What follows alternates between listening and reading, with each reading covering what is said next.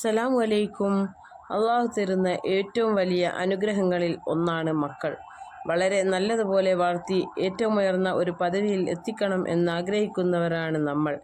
ആ കുട്ടികളുടെ വളർച്ചയ്ക്ക് ആവശ്യമായ ചില കാര്യങ്ങളാണ് ഇന്ന് പറയാൻ പോകുന്നത്. നമ്മൾ അവരെ വളർത്തുമ്പോൾ ഒരുപാട് ശകാരിക്കുകയും അടിക്കുകയും ചെയ്യാറുണ്ട്. ആ ചീത്ത പറയുന്ന വാക്കുകൾക്ക് വാളിനേക്കാൾ മൂർച്ചയുണ്ട്. അത് അവരുടെ ഭാവിയെ തന്നെ നശിപ്പിച്ചു കളയും. അത് കുട്ടിയുടെ ഭാവിയെയും പഠനത്തെയും നശിപ്പിച്ചു കളയും.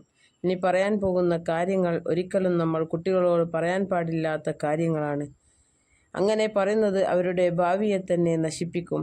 ഉമ്മയും ഉപ്പയും ശ്രദ്ധിക്കേണ്ട കാര്യങ്ങളാണ് ഇനി പറയാൻ പോകുന്നത്. രണ്ടാമത്തെ കുട്ടി ജനിക്കുമ്പോൾ ആദ്യത്തെ കുട്ടിയോട് പറയാറുണ്ട്, ഇനി നിന്നെ ഞങ്ങൾക്ക് വേണ്ട. ആ തമാശ പറച്ചിലിനിടെ കുട്ടിയുടെ മനസ്സിൽ മുറിവേൽക്കുകയാണ് ചെയ്യുന്നത്. അപ്പോൾ ആ കുട്ടിക്ക് തൻ്റെ ഉമ്മയോടും ഉപ്പയോടും തനിക്ക് ഇഷ്ടമില്ലെന്ന് തോന്നാൻ തുടങ്ങും.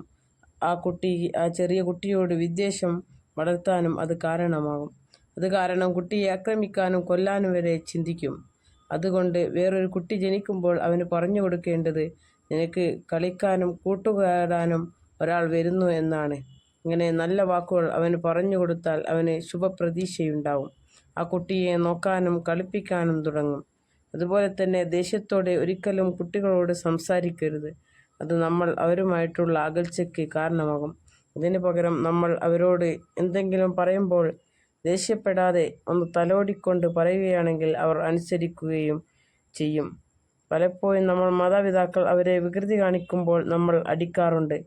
പല പഠനങ്ങളിലും തെളിയിച്ചിട്ടുള്ളത്, അടിച്ചു വളർത്തുന്ന കുട്ടികൾക്ക് പല ബുദ്ധിമുട്ടുകളും ഉണ്ടാവും.